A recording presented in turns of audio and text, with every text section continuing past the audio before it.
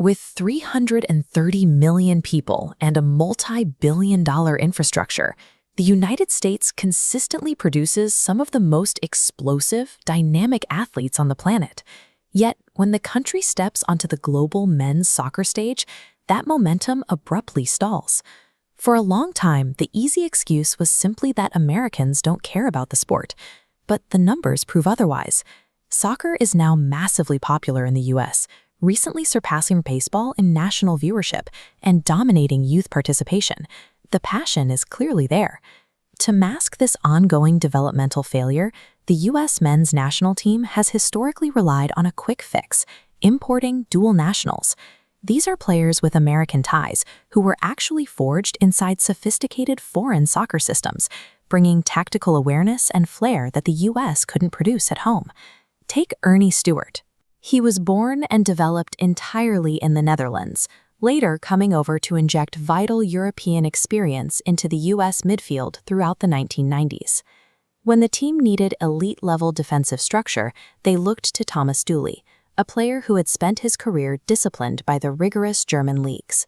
And when the roster desperately needed technical creativity, they leaned on Tab Ramos, who brought a South American-style flair that was entirely missing from the domestic pipeline. This chronic reliance on foreign development exposes a systemic breakdown at home. To understand why the U.S. struggles to produce its own stars, we have to look past the athleticism and into the mechanics of the American youth system. It starts at the youth level with a system known as pay-to-play. To join a highly competitive club in the United States, a family is routinely charged between $5,000 and $10,000 every single year for registration fees, travel costs, and mandatory gear. This chart breaks down the exact difference in economic incentives. On the left, professional clubs in Europe and South America fully fund their youth academies. They train players for free, graduate them to the first team, and eventually profit by selling those player contracts. But on the right, the typical U.S. youth club is independent.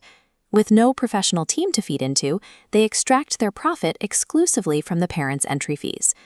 Because of the structure, the financial survival of an American independent club demands prioritizing player volume over player quality.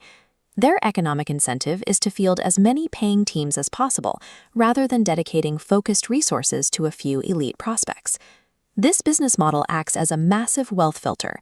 The absolute best raw, lower-income athletes in America are systematically priced out of soccer entirely, pushing them directly into the free, school-based infrastructures of basketball and football. What is left on the soccer pitch is a pool of wealthy, manufactured players. They are highly fit and technically drilled, but they lack the organic, unpredictable, street-level flair that defines the world's best stars. This focus on profit extends all the way to the top tier, Major League Soccer. From its launch, MLS was built as a closed franchise model, mirroring the NFL.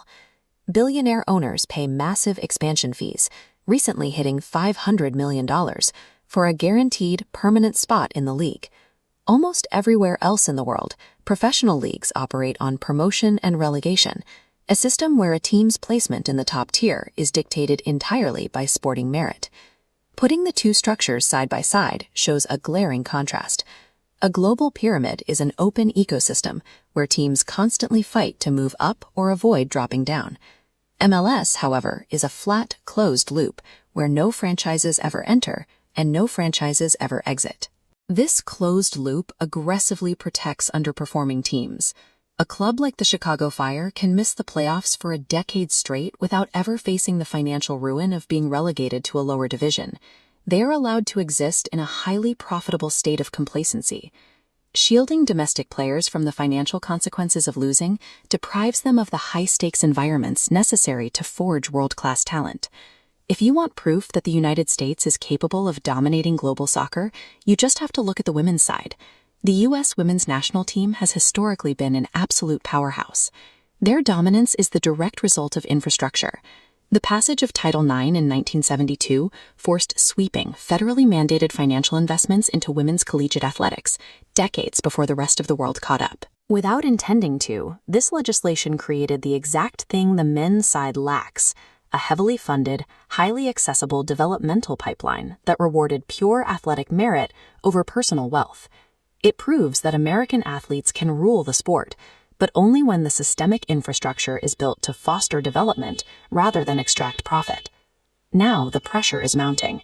The United States is set to co-host the 2026 World Cup on home soil, playing in front of massive, expectant crowds. But the men's team has hit a hard developmental ceiling. Importing dual nationals is no longer a sufficient strategy to paper over the cracks of a broken domestic pipeline. To truly compete with global giants, the country would need to enact drastic systemic reforms, eradicating pay-to-play, fully funding professional academies, and instituting promotion and relegation. The U.S. men's national team faces a two-front war. On the pitch, they contend with global giants. Behind the scenes, they struggle against a domestic corporate machine built to prioritize safe investments over sporting excellence.